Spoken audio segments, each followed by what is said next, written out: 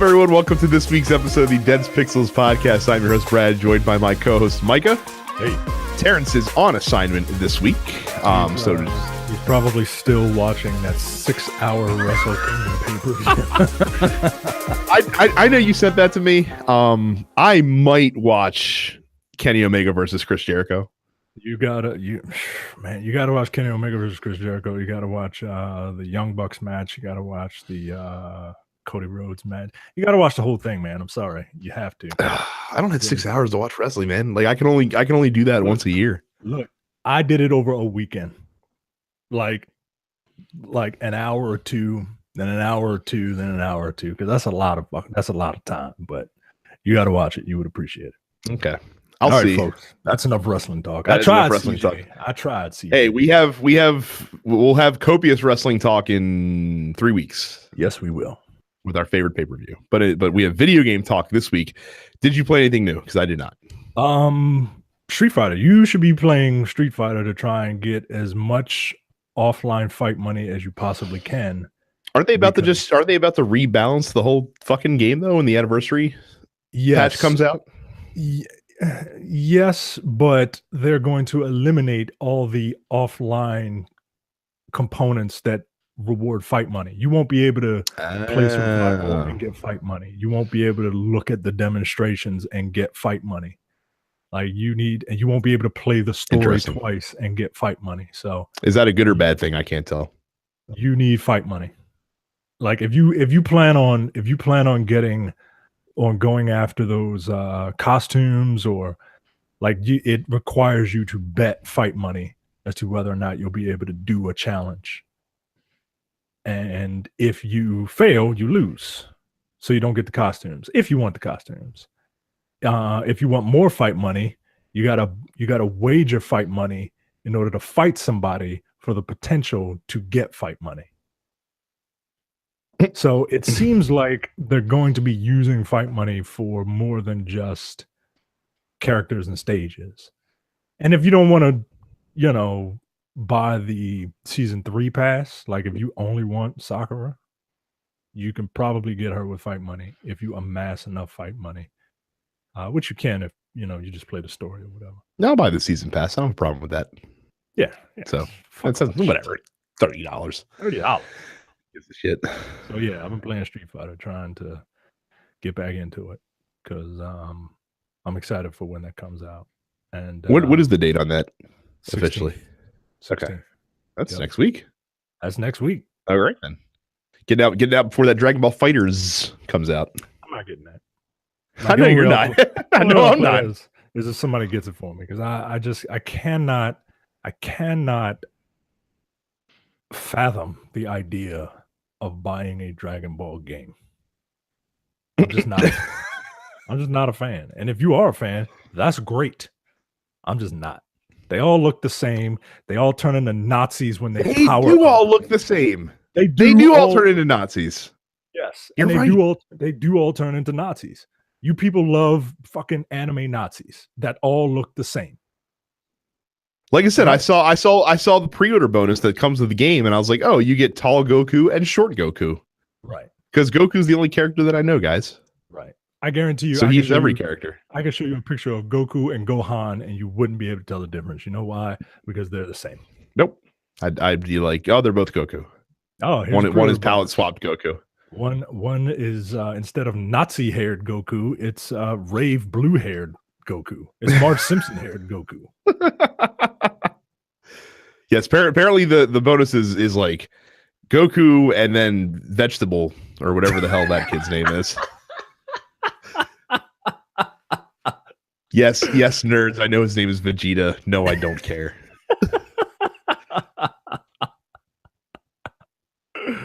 All your Naruto mans walking around in your Dragon Balls and whatnot. So Nazis.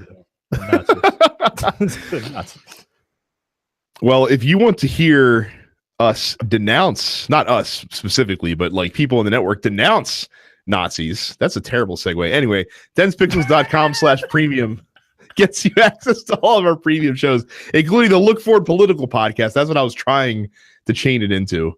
You also get No Time to Bleed, our action movie podcast, The Men with the Golden Tongues, our James Bond podcast, Airing Grievances, Mike and Jay Seinfeld podcast. You also get video episodes every week of the Nerdpocalypse main show by subscribing to Premium. It's only $5 a month or $50 for the entire year. If you've not signed up today, you get over 300 hours of content and counting, adding more every single week.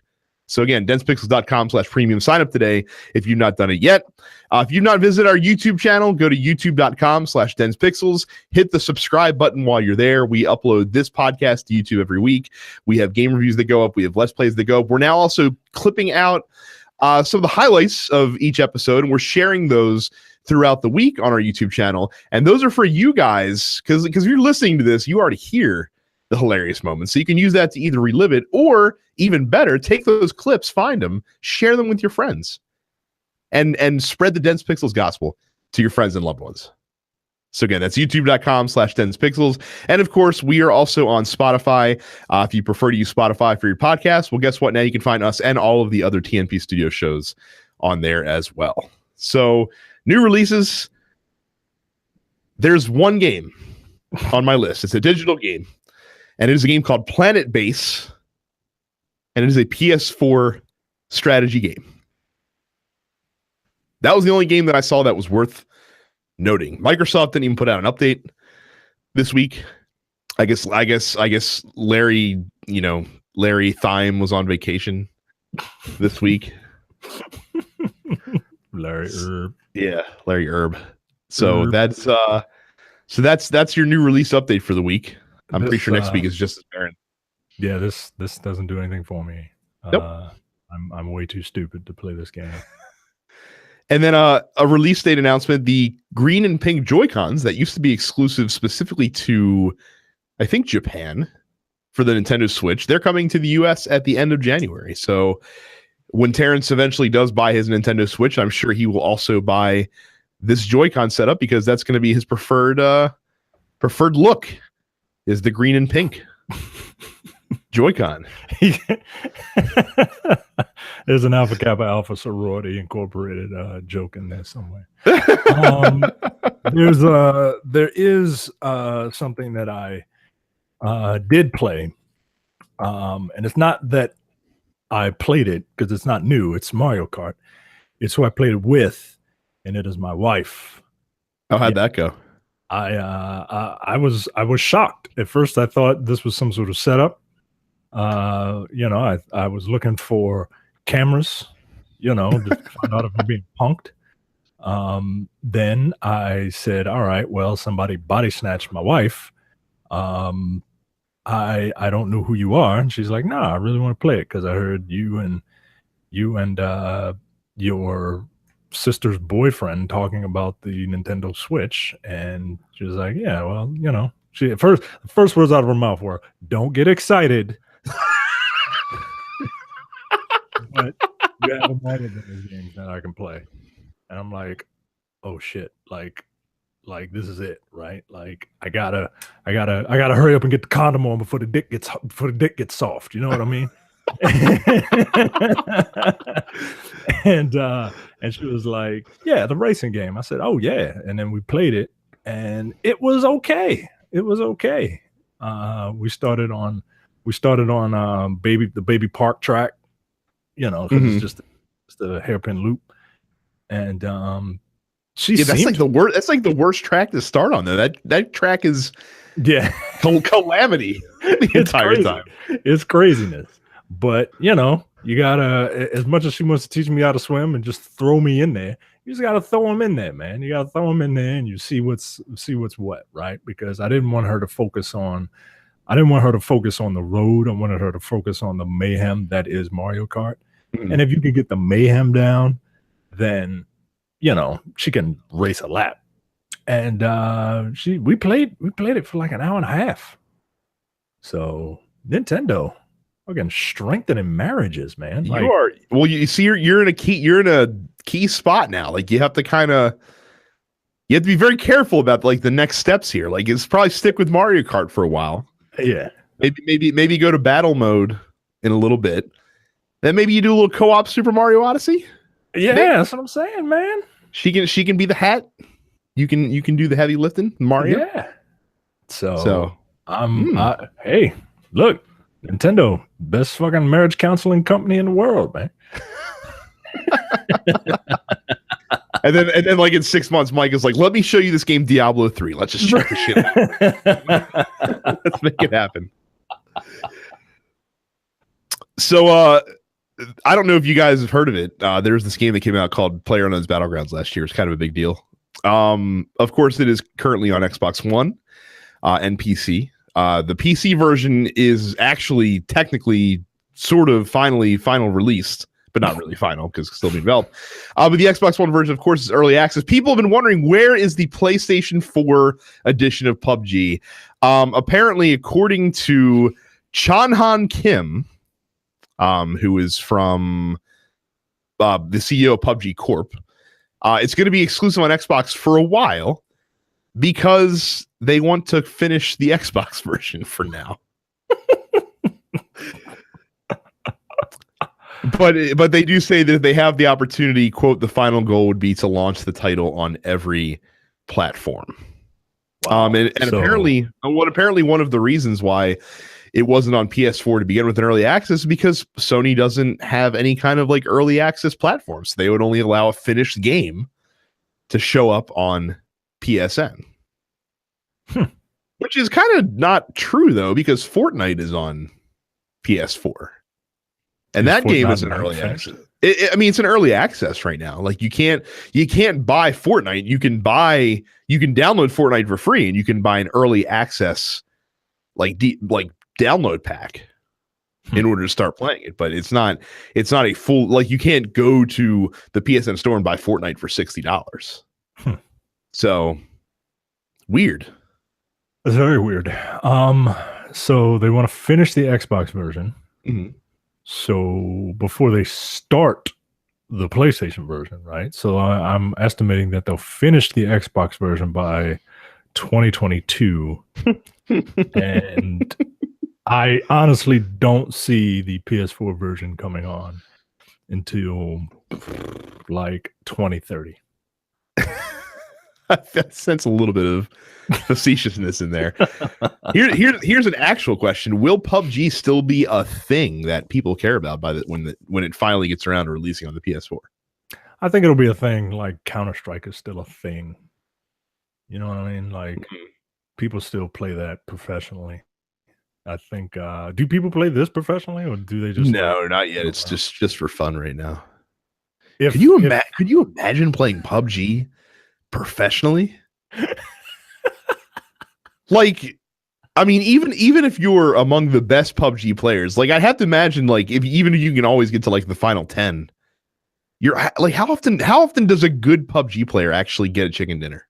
That's what I want to know. What's the win rate for PUBG folks? I guess like in the team mode and the squad mode, it's probably a little bit higher because a great team can usually, can do really well. Yeah. But how often does the best solo PUBG player win? Yeah, I don't know. I mean, it would have to be team based, though. You know what I mean? Like, does it have to be? Because PUBG, the phenomenon started as the 1 versus 99. Yeah, but I mean, if you want this to be, well, I guess it doesn't need to be watched, but I can't imagine like the coverage of a 1 versus many PUBG match. You know what I mean? Like, I know people do it. The other problem is too, and I can't speak with expertise because I haven't played PUBG and I've only played Fortnite minimally, but there's really not expertise to playing these games. Like these games are not about high skill, they're about cool moments. Right. And like, because I'm sure that someone who is more skilled at PUBG will win more often than someone that's not skilled. That's not what I'm saying, but I'm saying that like it's, when you're watching a fighting game, like you can tell when you're watching two guys who are at a high skill level and two guys who don't know what the fuck they're doing. Yeah. And on PUBG, I don't feel like it's the same. Like the difference isn't noticeable immediately when you're watching. So I don't know if it would translate well to esports as well, but we'll see. I'm sure somebody will make money off of it because they do it off everything else. Yeah. So, well, I'm really, really tired of talking about this game. This game is getting way too much PUBG. Yeah, I knew that was coming. I was just waiting for it. Sony released their annual list of top downloads from the year that just passed. So 2017's top PSN downloads. Chalk picks for the first two. Call of Duty World War II is number 1. Destiny 2 number 2. But perhaps shockingly, number 3 was Friday the 13th. That is a little shocking, actually. Yeah, it's very high. I never see very high. I have a lot of, not a lot, but I've got like 50 people on my friends list. Not one of them is playing that game. And were they though when it first came out? No, I don't ever remember seeing anybody play that game. Interesting.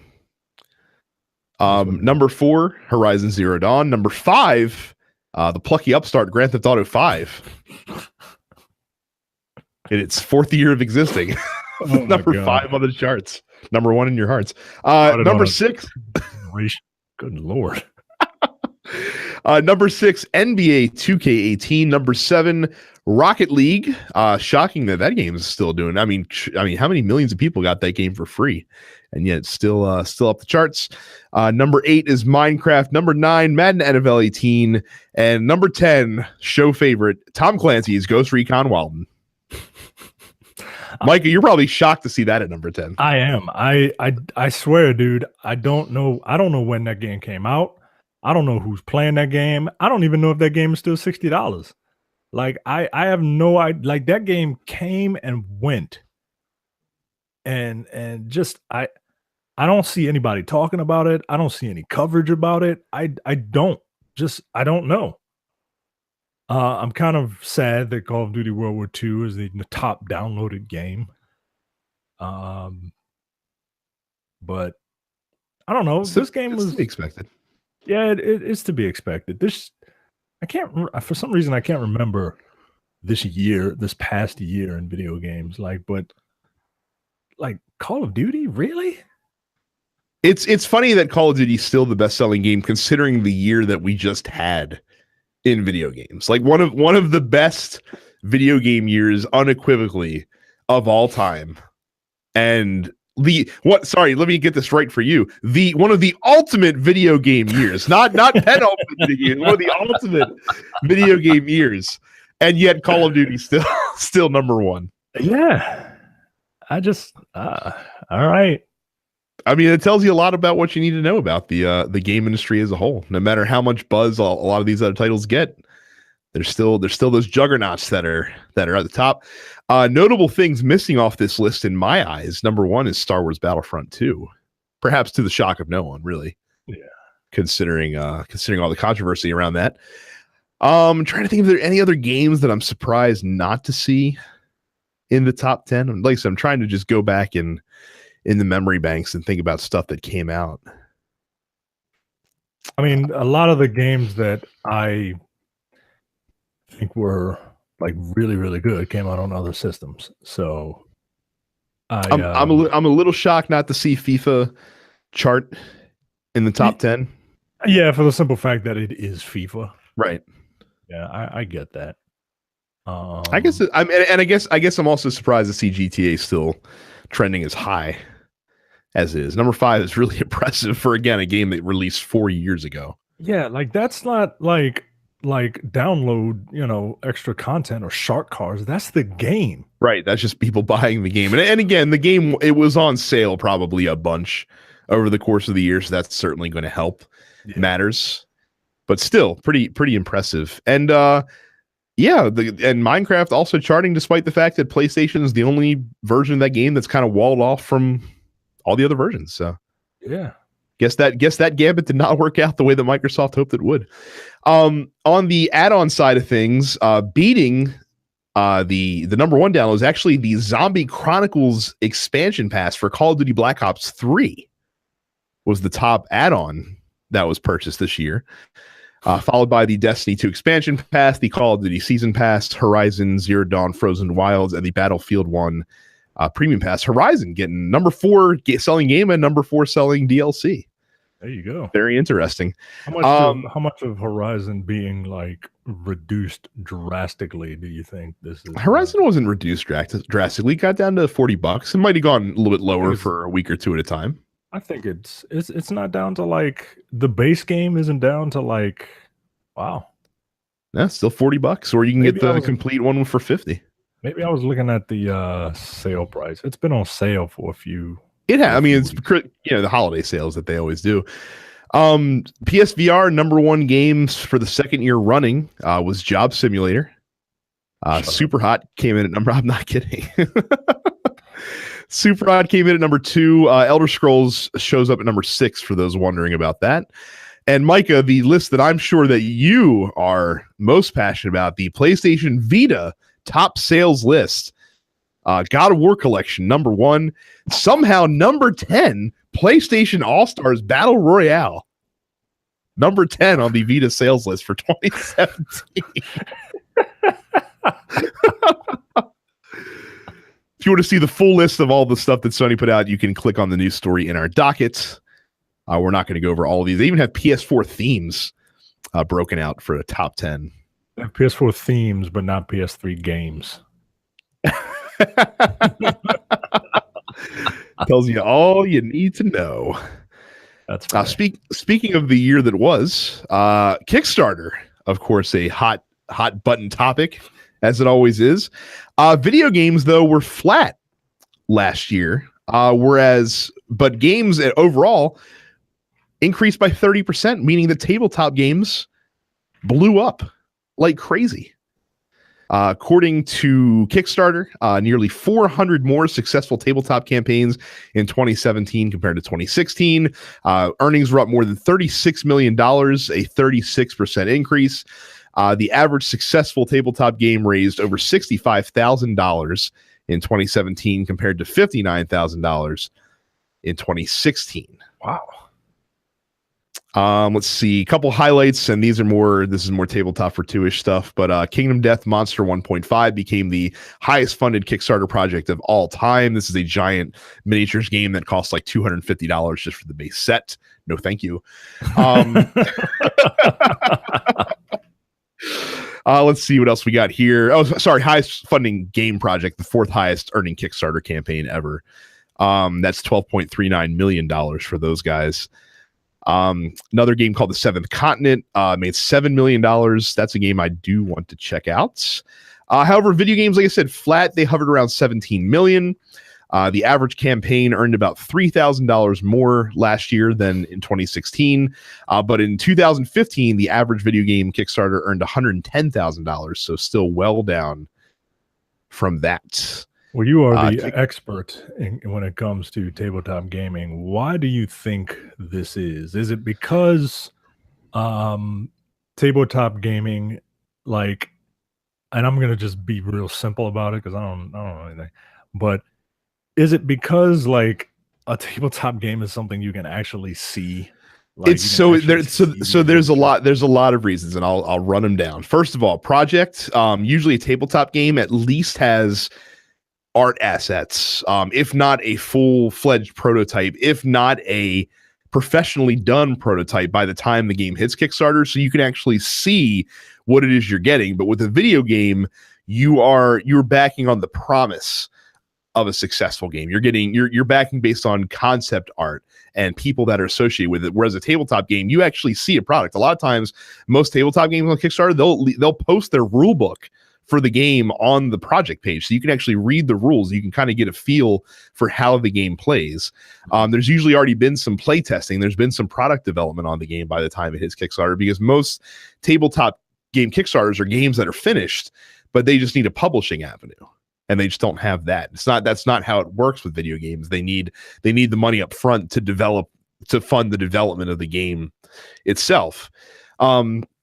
I think the other reason too is that tabletop games, if you get a bad Kickstarter game, you can still do something with that. Like, you can still trade it to someone who might be interested, or sell it to someone and at least recoup some money in your investment. If you get a bad video game Kickstarter, guess what? Sorry, like you're just out that money. And also, like, there's been many more, as far as a percentile or percentage of high profile video game Kickstarters that have kind of gone sideways, famously, and not nearly as many board game Kickstarters that have gone sideways, famously. Yeah. I would never back a video game Kickstarter, ever. But I routinely back board game Kickstarters. I mean, I just don't. No. You're right. I wouldn't back a video game Kickstarter as much as I, bullshit about. Oh, this Shenmue, that's the one, yo. No, it's not. I mean, like I said, that would have been the game. Like that would have been the one game that they could have gotten you to do, and you didn't even do that. So, like, I'm just not like, I don't like this. I don't like the IOU aspect of kickstarting, and like at least with board games, like if I was into board games, I would do it just because I can actually see what the thing is. Like, okay, you made one. You know what I mean? Like, I don't know. This Kingdom Death monster is something. Like, there's concept art of this monster with, like, okay, she's got a head and she's got a long neck and then she's got bare boobs. Her torso is a mouth, and the tongue coming out of it has at the end, it's the head of a penis. She has 6 arms and 2 legs. It is a very gothic themed style of horror. Yeah, no, thank you. I actually have a game called The Others that is also a miniatures game that you might like the art better for, because it's a very twisted interpretation of the 7 deadly sins. So think like Dante's Inferno. I like that esque type of stuff. Yes, I like that. So that might be pretty cool. So yeah, but like I said, Kickstarter doing very well for board games, video games. People are learning their lesson, probably for the best, honestly. Good. Quick story we'll get into, not to dive too deeply into it. This is more to illustrate the fact that the Me Too movement, that the sexual harassment movement has made its way into the games industry, and more specifically the games journalism industry. IGN has fired Steve Butts, who was its longtime editor-in-chief, over alleged misconduct. Apparently there was a complaint that was first reported by Kotaku that beginning looking into Steve Butts' behavior late last fall. A staff member alleged that Steve Butts had harassed her, which launched an investigation by IGN, and that ended with his termination last week. Per Schneider, who has been with IGN for a very, very long time, one of the founders, I think, of IGN, he's going to be serving as the interim editor-in-chief for, quote, however long it takes to get it right. Look, one, don't be an asshole, guys, because, like, that's who it is. It's guys. 2, if your surname is Butts, no, dude, what are you doing? Like, you can't go around and harass people with the surname Butts. That's like going around stealing things from people and your last name is, Robber. Like, no, dude. I just happen to be wearing black. At the Golden Globes, everybody wore black to illustrate that blackness is related to something negative. To illustrate the Me Too movement, the Time Is Up movement, I think they called it, where it's time to stop this bullshit that's happening, where women are getting harassed, and the ones that do stand up, they aren't being believed. And yeah, you're absolutely right. It happens everywhere. And this is a perfect example of it. This is not the first person from IGN to be fired. Vince Ingenito, I think is his name, was fired for similar reasons. The only reason I know who he is off the top of my head is because he was their fighting game guy. So, like, it's good that people are taking action. I'm always curious as to how long this has been going on. Yeah, and just stop being assholes, man. Like, I don't know what else to say other than stop being an asshole. I mean, like I said, the reckoning's happening. Yeah, good. So. And if you're mad, you probably got something to hide. So whatever, man. said, for more talk on the Golden Globes, make sure to check out this week's episode of Look Forward, because I'm pretty sure that they will be investigating another aspect of the Golden Globes that we will not go into on this show. Other than to say it's a terrible idea, please God, don't let that happen.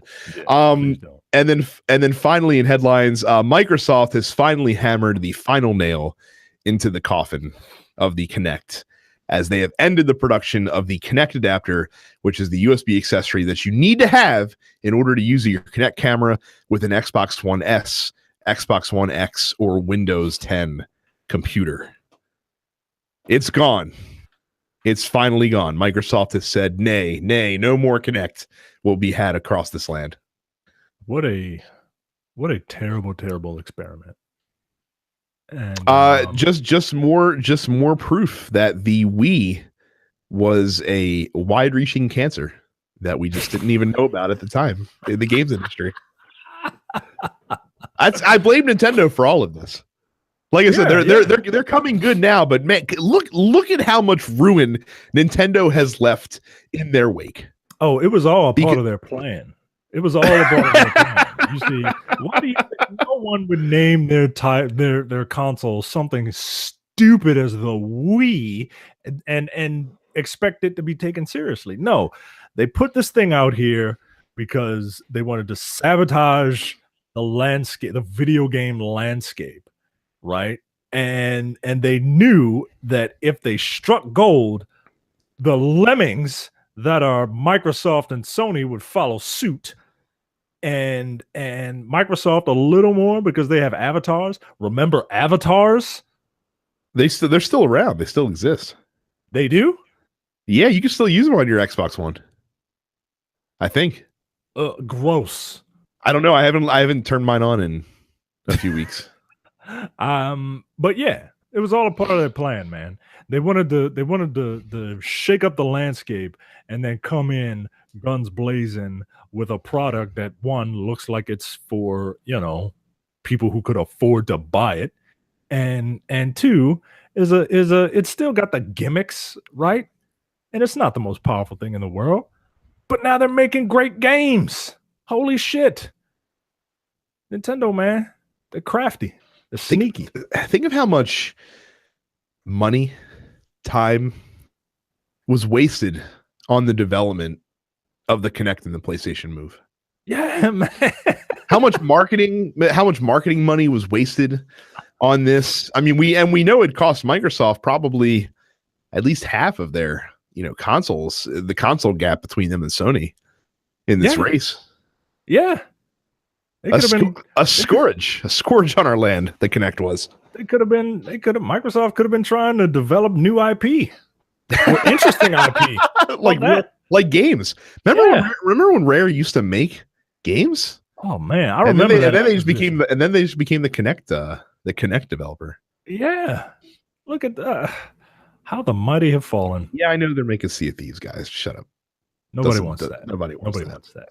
And I'm sure there's going to be people out there. I still use my Kinect to turn my Xbox on. No, you don't. No, you don't. You don't. Like I said, even know where your Kinect is.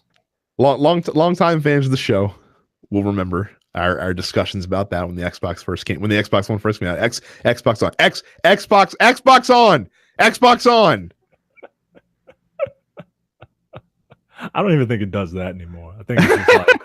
So it really is useless. Like I said, I'm surprised Microsoft at this point hasn't sent out a kill code just to brick the remaining ones that are out there. All it is, or if you don't want to blame Nintendo, you can blame the government, because the government approached Microsoft and said, "Hey, we want you to install cameras in all of your systems so that we can watch people do whatever they want. So we can watch people when they pull their dicks out while they're playing Uno."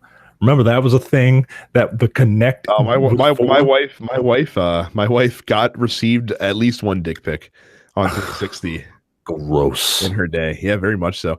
Look, I can't refute what you're saying, so it must be true. Microsoft partnered with the federal government to spy on people. Fortunately, they made those little flaps that you could buy to put over it when you weren't using it, just in case. Doesn't help with the listening aspect, but at least they can't see it masturbating on the couch when you're not playing your Xbox One. apparently, third-party sellers on Amazon are charging $300 for each new Kinect adapter they have left. That is more than 7 times the regular retail price of $39.99. Sorry for the poor suckers who get that. Yeah, you're right, because voice navigation and Cortana all work with the headset. The only thing you can't do is turn your Xbox on. Right. The one thing that people claim they used it for, whoa, yeah, I just turn my Xbox on as soon as I get home from work so that by the time I sit down, it's booted up. Doesn't take that long to boot the shit up, especially if it's in sleep mode. You just turn it on. You're not saving a lot of time, and you're not using your Kinect. Let it go. Throw it away. Man, the Xbox One dashboard has not supported Kinect-based gesture controls since November 2015.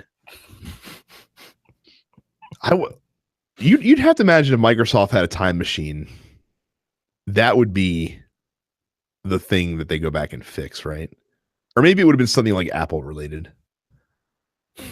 I don't know. Man. I know it's what Phil Spencer would go back and fix. Like, he would go back in time and go to some like R&D meeting in 2012 when they're making the Xbox One. Like, we're gonna do the Kinect. He'd like run up to Don Matrick and slap it out of his hands, be like, "Get the fuck out of here with that! It's gonna ruin this entire company. What are you doing?" He's gonna bring back Terry Tate, the offensive linebacker, and just point.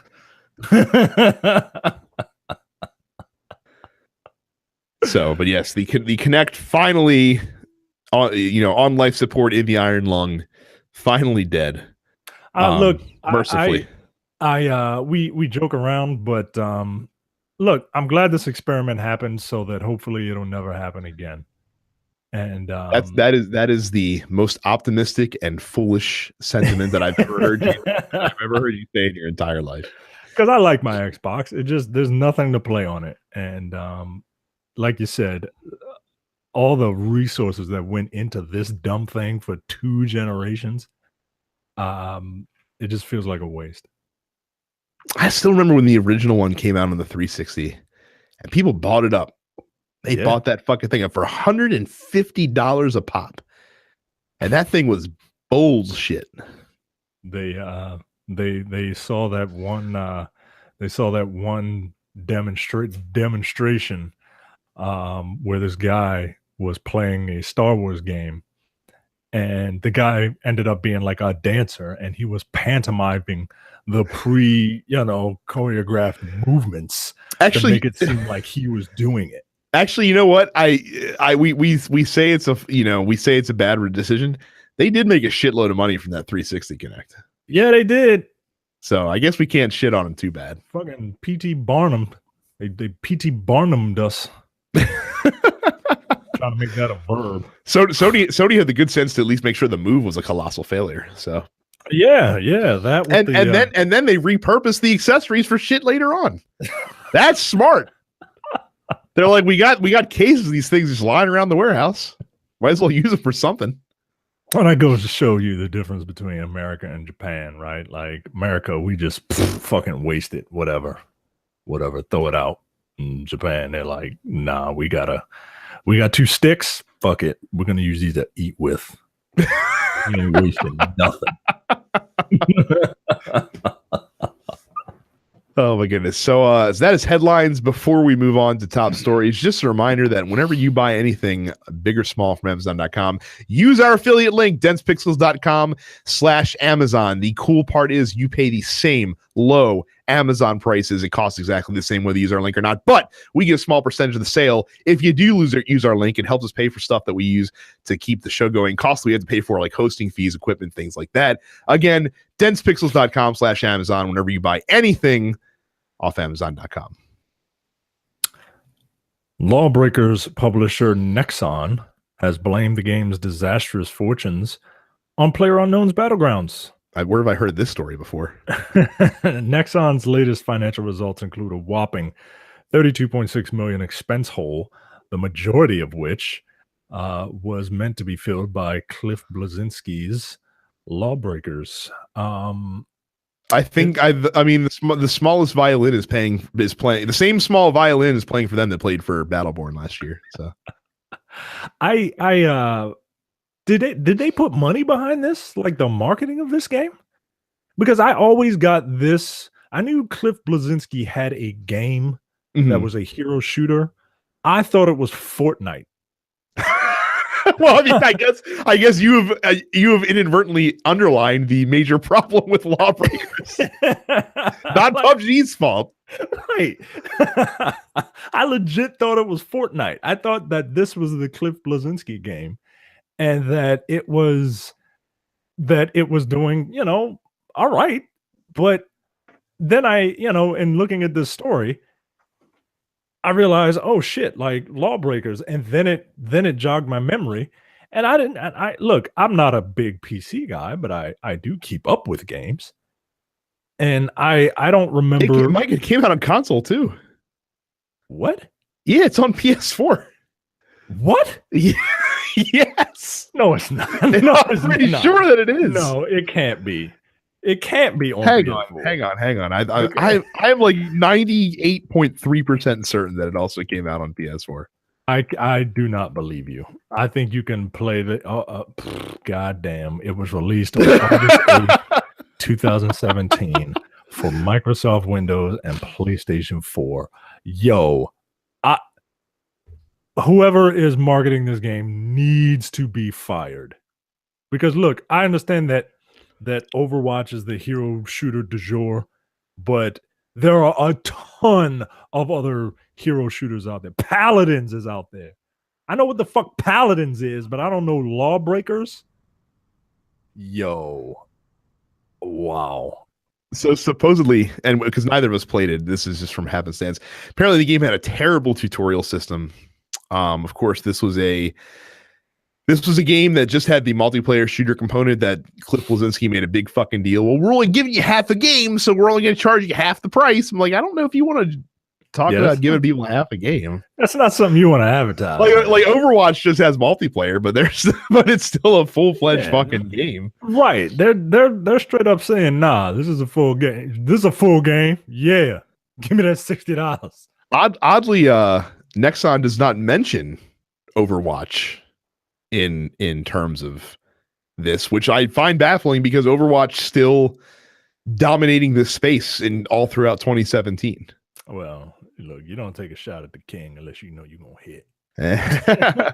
They can't even take out the bishop that is PUBG. They're not gonna come after the king. I mean, PUBG is the game that has Steam's highest concurrent player count of all time. So, right. Here's some fun stats, Micah. At its highest, June 2017, when it first released, Lawbreakers. I'm sorry, that was an open beta. Peaked with 7,482 people online at once. Damn. Last month, PUBG had peaked with over 3 million gamers online at the same time, whereas Lawbreakers had 90. Damn. I mean, if this wasn't like Cliff Bleszinski's game, I would feel bad, but I don't. I was going to ask if you feel bad for Cliff Bleszinski. No, you do not feel bad for Cliff Bleszinski. Cliff Bleszinski has that Gears money still. Yeah, he'd be all right. He ain't hurting for nothing. So, and look, he might have worked hard to get there, but no, I don't feel bad. Where does Cliff Bleszinski land after this? Should I say what studio will he end up with? Because I have a feeling that's what's going to happen. He's going to end up with a big studio. You don't think he'll keep Boss Key or whatever going? I can't imagine that a big publisher is going to want to give him a ton of money to make another game. Yeah. Do you think he'll go back to his glory days of making man games? I do. Like I said, that's what I'm saying. What studio do you think he finds his way back with? I mean, look, if two people are desperate enough, they can find love. And I think that Cliff is desperate enough to make sure that he's not forgotten And I think Microsoft is desperate enough for something to get people to turn on their Xboxes again, that you can only play on an Xbox. Maybe they get back together. I feel like that's too obvious. I mean, of course it is, but I feel like it's obvious for a reason. And never forget, Cliff Bleszinski only about 5 feet 6 inches. That's even shorter than Jay. Yo, when and if you're shorter than Jay, is looking down on you, right? Woo! No wonder he acts the way he acts. He's got a fucking Napoleon complex. Jesus Christ. Look, I don't hate Cliff Bleszinski, but I don't like him. And you know, I don't want to see anybody fail, but I mean, I wouldn't be mad. I'm trying to think what it is about Cliff Bleszinski that I don't like, because he also rubs me the wrong way as well. It's the arrogance, man. It's he was that kid in the 90s that from The Wizard, like, oh, you got the power glove? It's so bad. Like, he was that kid. You know what I mean? Like, he was that kid, and that kid grew up, and that's who that is. And it just seems phony. I hate to nerd check people. Mm-hmm. You know, because I don't like when people do that to me or anybody. But and I'm not. I mean, I'm doing it, but I'm not doing it. I don't mean to do it, but it just it seems hollow. But I know it's not, right? Like, he's a massive dork, right? Like, he prides himself on being in Nintendo Power, right? See, that's the thing. Like, I don't know if it's the arrogance, because there are plenty of other like arrogant, boisterous gaming personalities that I kind of like. Maybe it is the height thing. Maybe I'm just the heightist. Look, it's very possible. I get it. You're not a dwarf of a man. You're a grown up. What are you, 6 feet? 6'1". 6'1". Excuse me. me. I'm sorry for knocking you your 1 inch. I understand. You're a grown ass man, dog. But it's I don't know. It's just the attitude. He's like a nerdy David Jaffe to me. You know what I mean? Like, David Jaffe is another one who is. But see, I like David Jaffe. Really? Yeah, David Jaffe's, complete elitism normally is a turnoff. For some reason, I find it appealing in him. I don't know why. Well, there you go. Said Cory Barlog, another one who kind of acts like he's too good for the whole game industry, but I like his directness. I like his forthrightness. I don't mind Cory Barlog just because, I'm bougie too. Like, it just, the abrasiveness. I don't like abrasiveness and people trying to sell me shit. You know what I mean? Like, let the work speak for itself. Well, we're only giving you half a game, so we're only going to charge a half. Like, just shut the fuck up and just charge me what you're going to charge me, and let the game speak for itself. And I think I figured out it was because it's the first. Like, when you think of Cliff Bleszinski, what is the image that pops in your head immediately? Because it's probably the same one as mine. Fucking Cliffy B holding the fucking Lancer. Yes, right. Like, douche is what I picture. Douche. Same thing with Jeff Keighley. Douche. That's what I picture. And I'm sure these guys are really, really nice, but they come off like douches. Anyway, look, it sucks that Homeboy's game is not doing well, but don't blame your failure on another person's success. Like, that's a douchebag thing to do. I just want to know, like, if PUBG didn't exist, do they really think that Lawbreakers would be like this raging success that dominated this, FPS landscape in 2017? That's what annoys me. Anything like look in the mirror, man. Like it's okay to be introspective and realize where you failed. Right. You don't have to point at, the greatest phenomenon in gaming of all time. Call of Duty ain't fucking giving a shit about what the fuck PUBG's doing. Right. Blizzard's not caring about what PUBG's doing. God, man, we would be so much better if fucking Mark Maron wasn't around. We would be the top podcast in the world if Mark Maron didn't have a podcast. Like that. Like, that's the logic. Right. Oh, if only it wasn't for Kind of Funny, this show would be the number one video game podcast of all the land right now. This show would be amazing if Greg Miller never existed. What? Like that logic sounds stupid to me. And it doesn't endear you to me. I'm moving on. Hardware maker MadCatz, which filed for bankruptcy in March of 2017, is back, baby. Company known now as MadCatz Global Limited is headquartered in Kowloon, Hong Kong, and they are going to be at the Consumer Electronics Show. So wait a second. This entire article. Well, actually, I shouldn't say the article. This story is a misnomer. I was led to believe that MadCatz was coming back from the dead, was reanimating like some sort of video game accessory zombie. And instead, what we're really getting is just the Chinese knockoff version of MadCatz. Well, apparently, these people who are now running new MadCatz are former MadCatz employees. Like they were like assembly line employees, basically. And they're like, look, let's try to. It would be like the people who built the Pinto wanted to start a car, like company. running their own car company and calling it Pinto. Yeah. So interesting. So the thing that really, they've been around since 1989 and they've always done video game accessories, but the thing that really put them on the map and made them like household names, and because MadCatz, as we have spoken about before, MadCatz used to be synonymous with garbage. Like their accessories were just trash. As much as I hate to use that overused word when it comes to something terrible.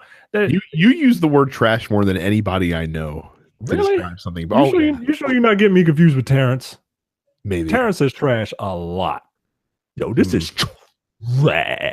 Like that's how he said it. This is straight trash. Hashtag all y'all look alike. Terrence is the only person who can take a one-syllable word like trash and make it 5 syllables. Trash. That's right. You do it with 2-syllable words, and only ones that are related with, or that are money related. I pop my B's when it comes to $1 billion. MadCatz is making what they call some new hardware for PC games, for PC hardware. They're calling it Rat Mice, Strike keyboards, Freak gaming headsets, and Glide gaming surfaces. Basically, it's basically a new company who is co-opting the MadCatz name. There's no word on if they're going to make arcade sticks, the thing that ingratiated them with popular video game culture in the modern age. So there you go. MadCatz back to being trash until they start making arcade sticks again. Nah, they'll I'm sure they'll sign some sort of branding agreement with some major game at some point next year. That'll put them back on the map, most likely. Yeah. What's the big fad in video gaming that MadCatz can sign their life over to and then have it fail? I don't know. Hopefully, I mean, it's a good thing nobody did branded Lawbreakers accessories. Otherwise, they'd be in the toilet right now. Yeah, I don't know. I don't know what the next big one's going to be that MadCatz can hop onto. Maybe PUBG branded PC accessories will be the next big thing. Look out, coming soon for your MadCatz branded VR headsets. That's when you know the VR fad is dead, folks. Next up, question of the week. It's 2018 and everyone loves predictions for New Year's. Give us one prediction, serious, humorous, or otherwise, about gaming or the gaming industry that you think we'll see in 2018. For some reason, Jay is the first to respond, and he says, much like most things done by a black man, I see even simple question of the week ideas getting stolen by the whites. Well, I mean, the white thought of this question. Because the black was too lazy to do it. I would agree, except for the fact that the entire concept of the question of the week was derived from the often imitated, never duplicated, what do you people want us to talk about? There you go. If I'm remembering my history correctly, I could not be possibly. Oh, and guess what else is going to happen? This show is so influential in its format that another show on this network that will remain nameless is going to steal the idea of having multiple hosts do the talking for the different segments. Yeah, they biting. They stealing from us. Apparently we are the blacks in this situation, and the whites stealing from us. Jay says, here's my prediction. Annoying 13-year-old white Midwestern kids will continue to use Call of Duty as a training ground for what they want to do to their schools in real life. God damn. Too harsh? Okay. I also believe Tomb Raider 3 will be great. Do you think that'll come out this year? When does the Tomb Raider movie come out? This year. This year. If it comes out at the beginning of the year, it would make sense for the Tomb Raider game to come out towards the end of the year, because then you can use synergy to cross promote it with the Blu-ray / video on demand release of your movie that is based on this version of the game specifically. Okay. So if it is coming out this year, shocker, it will be in the holiday season. Joshua says, a Tekken Cross Street Fighter release date. You think that's coming out? I don't think that game is ever happening at this point. I expanded it. It has been 6 years since Street Fighter Cross Tekken released. And remember when they announced it, this is going to be, we're doing one here and then one here. And it's been 6 years since the first one came out. Right. I can't imagine that they're still working on Tekken Cross Street Fighter. Yeah, no, I don't. I echo Malcolm's sentiments in reply to this comment. That was very Tommy Wiseau of you. That's how I imagine Malcolm laughs. No, as much as I would love a Tekken Cross Street Fighter, I don't think it's coming. Amir says, God of War will win Game of the Year and Crackdown 3 will be hot garbage. Those are both the fairly accurate predictions, I think. Yes. Johnny posts a picture of what looks to be Knuckles. It is. Have you watched this YouTube video? I have not watched this YouTube video, so I do not know what the hell he's talking about. But he says in a bad African accent, "Do you know the way?" Just search "Do you know the way" on YouTube and watch the video for 30 seconds. Like, you really don't need to give it any more time than that. Excellent. I will do that after this. Mark says, prediction number 1, Microsoft's Sea of Thieves will have loot boxes called treasure chests. Prediction number 2, Splinter Cell comes back. Prediction number 3, Nintendo will unveil Switch 2.0 with better battery life, chat capabilities, and a bigger screen. Prediction number 4, Sony reveals Infamous 4. Side prediction, it will be called Informus. I see what you did there. Prediction number 5, Steam will announce a partnership with Xbox and will have an app on the Xbox store. Don't they have a partnership with Sony? No. They don't? Because every time PlayStation related, at least. Every time I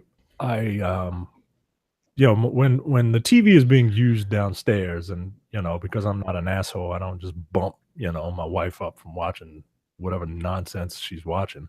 I'll take my controller and I'll plug it into my PC and I'll remote play my PlayStation on my PC. And every time I do, when I leave it, my Steam app is open. Well, I think you can use your PS4 controller with Steam. I don't think that's an indication of any kind of partnership. I didn't know if this streaming this PS4 remote play app on my computer is related to Steam in some sort of way.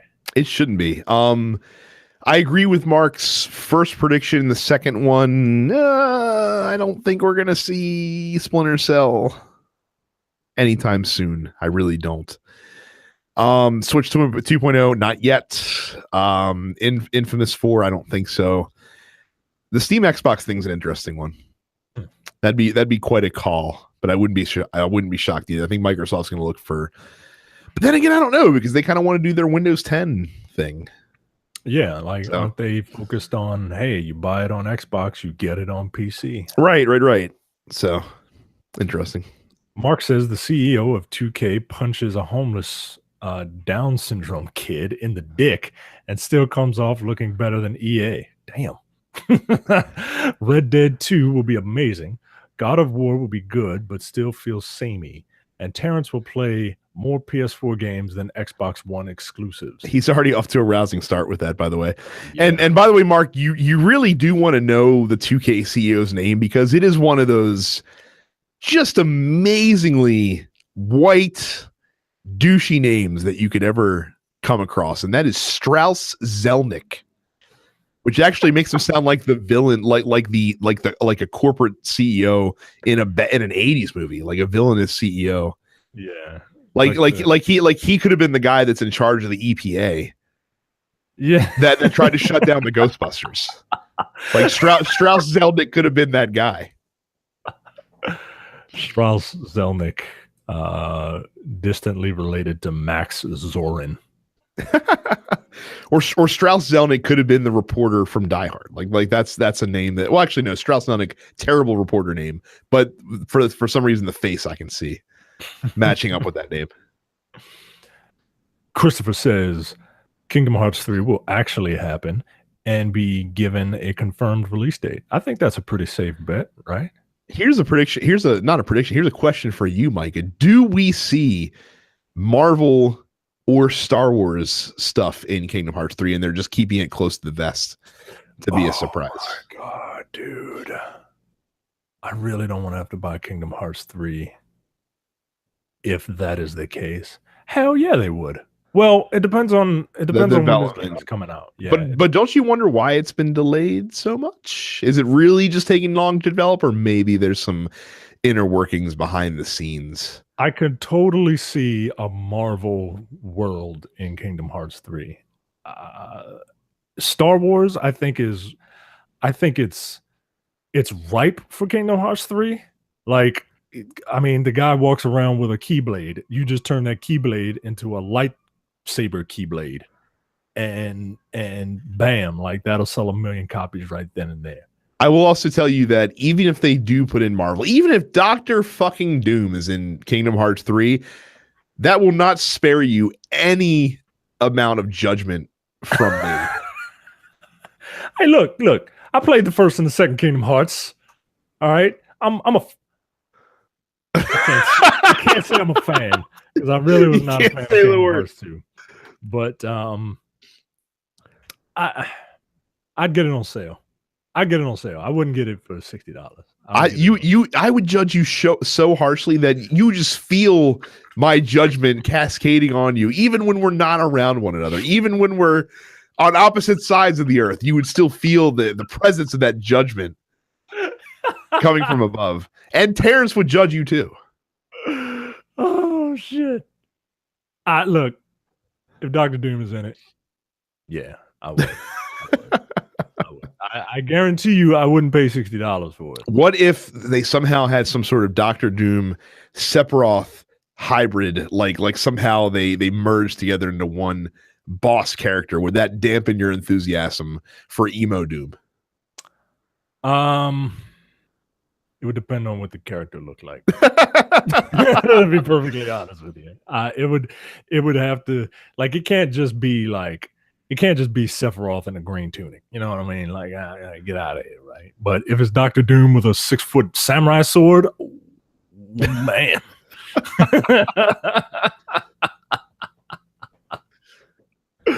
But it would be like watered down Doctor Doom, right? Because this is Disney, and it would, you know, Doctor Doom, he would be like a freaking buffoon. You know what I mean? Like, I can't have that.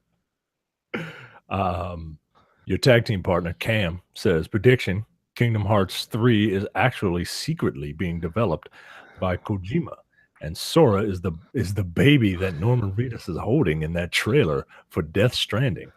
Nothing would surprise me at this point. I'm willing to give that as much credence as any other theory around Death Stranding that there is. I'm fine with it. Johnny says, with the growing popularity of Tekken 7, Injustice 2, and now Dragon Ball at EVO, I expect Mike Ross to get kicked off ESPN for dropping too many N-bombs. Not because he was getting hype, but because he was getting pissed off at all the black and brown people wilding in these stands. Hashtag, can't take y'all anywhere. First of all, you can tell Johnny's, whatever Johnny is, you tell he's not black, because it's not hashtag can't take y'all anywhere. It's hashtag can't take y'all nowhere.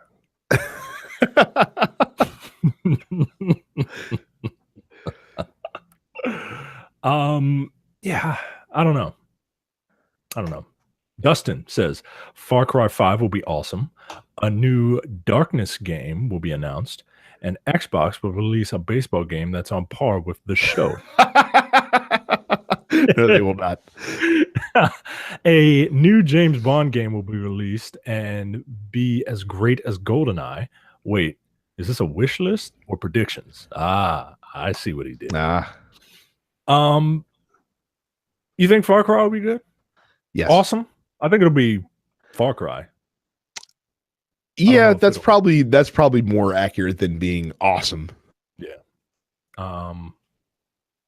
I think there'll be a lot of think pieces around it when it comes out. Oh man. Because people can't leave well enough alone, apparently. Nope. You think that Darkness is a property worth reviving? I'm going to stall for time while I look up the sales of Darkness 2. Do you think there will be a James Bond game ever? No. Again? Ever again, yes. As good as GoldenEye. Well, first of all, again, the misnomer that I constantly have to correct everyone on. GoldenEye, a good game of its era, not a good game. Let's not pretend like GoldenEye it has been a long-lasting virtue of video games. It is not. GoldenEye is the complete definition of rose-colored glasses and nostalgia, affecting one's view of a game. Because I guarantee you, if you were to go play the twin stick shooter that was GoldenEye with one stick, you would not have fond memories of it. Like, all that shit would come rushing back to you, especially because now your muscle memory is primed for twin sticks when you're in your first person shooters. If you had to look at a just a reminder, they came out that GoldenEye Reloaded game, and it was a competent shooter, but it completely missed the charm that the initial GoldenEye had. Yeah, because they called it GoldenEye. Like, nah, like, anyway. What James Bond movie would you think would? I wouldn't base it off of a movie. You would do it like Everything or Nothing. Yeah, like I would come up with an original Bond thing. I don't even know if I'd use Daniel Craig, honestly. No, you can to be quite frank. I would just do whatever. It's folly to base it off a movie. It's a terrible idea. Darkness 2 sold less than 500,000 copies. Ooh, that ain't coming back. That ain't come back, or at least on 360 it did. I don't know if they're incorporating PS3 sales into this as well, but yeah, if it only sold 500,000 on 360, and that was the greater owned console during that era. Mm-hmm. I can't imagine that they're in a rush to, and plus 2K put it out too. There ain't no fucking way 2K is in a rush to put that out. Well, Dustin, this is officially a wish list. Yeah, 0.32 million on PS3. Oof. So. Anthony says he predicts that Destiny 3 does not happen. I agree. Destiny 3 will not come out in 2018. There you go. Oh well, yeah. Of course there'll be a Destiny. Yeah, of course 3, there'll be right? a Destiny 3. Eric says Death Stranding will have loot boxes, but they will be labeled Codex care packages, and no one will care because Kojima is life. This is my favorite prediction, and one that if it were to happen, is the exact sequence of events is correct. They could have the worst. They could have the worst loot boxes in the game, and Jeff Keighley would still be. Oh, Kojima's done it again. He's found a way to make loot boxes fantastic. Someone finally figured it out. Of course, it was genius Kojima. Koj-enius. Oh, there it is. There it is. I wasn't sure what the show title was going to be, and there it is. A very stable Koj-enius, I might add. Oh shit! I wouldn't want him running this country either. He's got a weird imagination, man. Malcolm says Death Stranding will not get a release date. I have a feeling Anthem will bomb. And Dragon Ball Z Fighter or Dragon Ball Fighters will be the leading cause of aggravated assaults in the black community ahead of Spades, Uno, and Kool-Aid. Malcolm, that shit is hilarious because you are 100% correct. I didn't realize Uno was such a big deal in the black community. Yo, at least we used to play in school. We used to play, house rules, right? Like Uno on Twitter officially said, if you put down a draw 2, the next person can't put down a draw 4. Nah, fuck that. Not in a black house. In a black house, if you got a draw, you put that shit down. And we played with like 8 decks. So at one point, I had to draw 64 cards at lunch. The shit was just mean. Like, because you just got a big ass fan of, you can't even hold all the cards together. And it was just terrible. But yeah, like at that point, you got to fight, yo. Because fuck you. I ain't playing this shit. Out of my face. So, yes, you're 100% right, Malcolm. Gustavo says Dragon Ball Fighters will win Best Fighting Game of 2018 and will be top 5 games of the year for Terrence. It'll be number 5, and he'll talk about how terrible, how much he hates it. Right. I think that Dragon Ball Fighters probably will win Fighting Game of the year, just because of the property. Unless they count Street Fighter V Anniversary as a separate release, then I think you're right, probably. Yeah. Robert says Sid Meier / Firaxis Games will announce a new Civilization-like game, but in reverse. Instead of starting in the Stone Age and developing technology and culture, you will start as a world leader in a flourishing scientific technological civilization.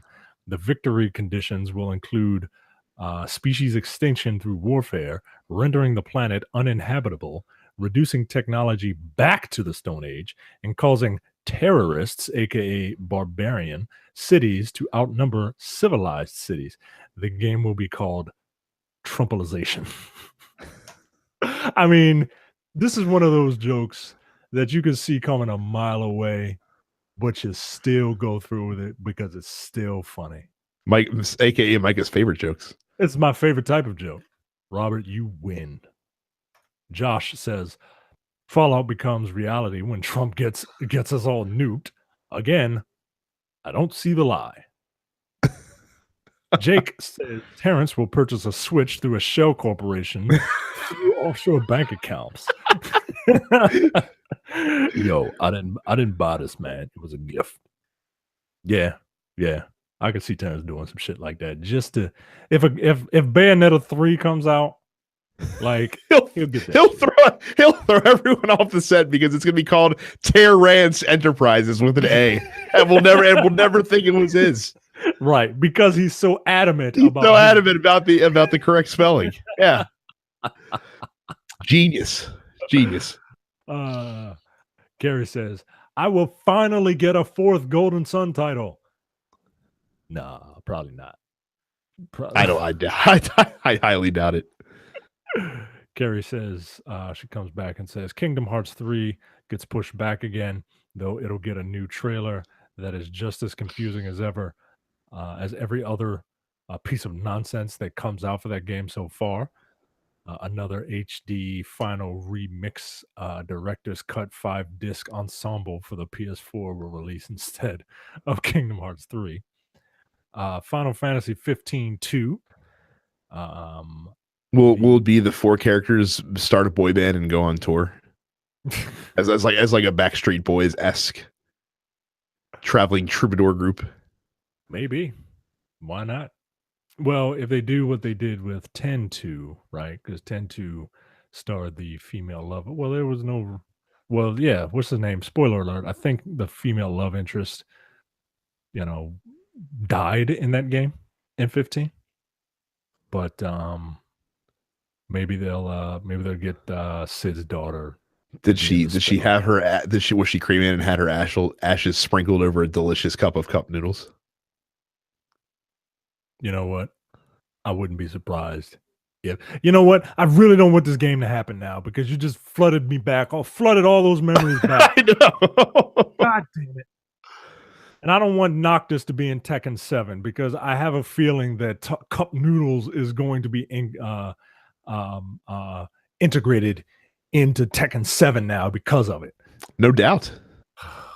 No doubt. That'll be like his ultimate like Tekken move that he has is he just like throws a hot steaming thing of cup noodles in your face. Burns you. Elder Scrolls 6 announced at E3, much like how Fallout 4 released the same year it was unveiled. So will this. It will arrive for the holidays. Microsoft will announce some titles that are exclusive to the Xbox One. They will eventually be canceled. Those are. So it's funny. This like waiting to the last possible minute to announce games things is a thing that's happening more and more. And it's hilarious because we're going to end up circling back around to an infamous moment in history where, of course, when Sega infamously announced the Sega Saturn on the same day that it was available to purchase. That's going to happen at some point. Yeah. Where someone's going to be like, hey, here's our new big game. Oh, my God. And you can go buy it right now. Oh, my God. Like, that's going to happen. And then it'll flop. And then we'll be back to release dates, 2 years out. God damn it. Brandon says another garbage Sonic game will be announced. So a Sonic game will be announced. Right. Brandon's basically saying death, taxes, and garbage Sonic games. Those are 3 things that you can definitely depend on. And Leonardo finishes up.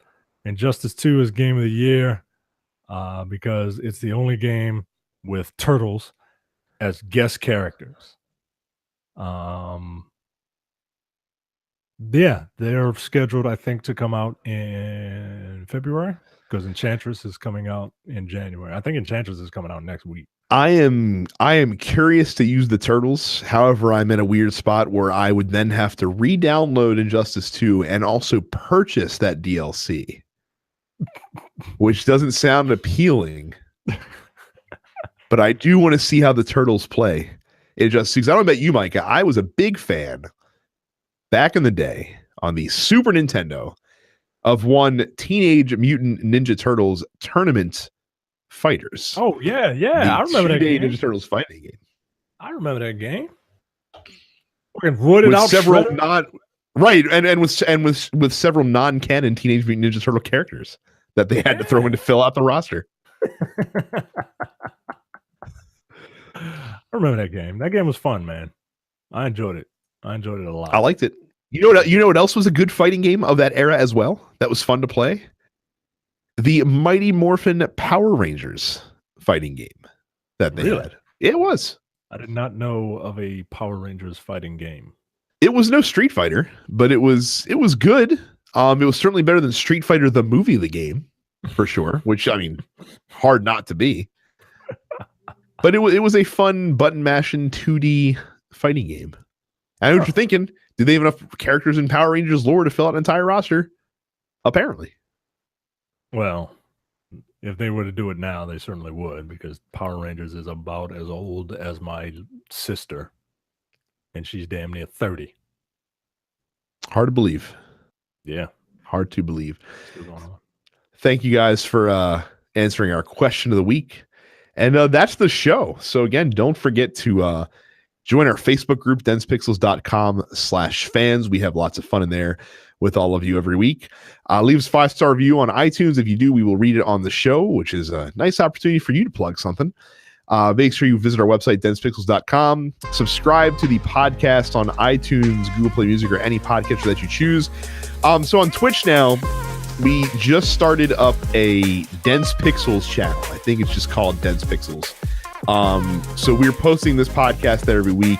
We will also have it set up so that all of our streams, whenever we do stream, run through that channel as well. So definitely follow that channel on Twitch. And you can also follow us individually if you want. I'm Dense Pixels Brad, Terrence is Apparition 410, Micah is Dense Black Nerd, and Carrie is Suffix Carrie. Again, please make sure that when we post those YouTube clips that you go to our YouTube channel, and if you've not subscribed, subscribe and share those out to your friends. Help raise the awareness of the show.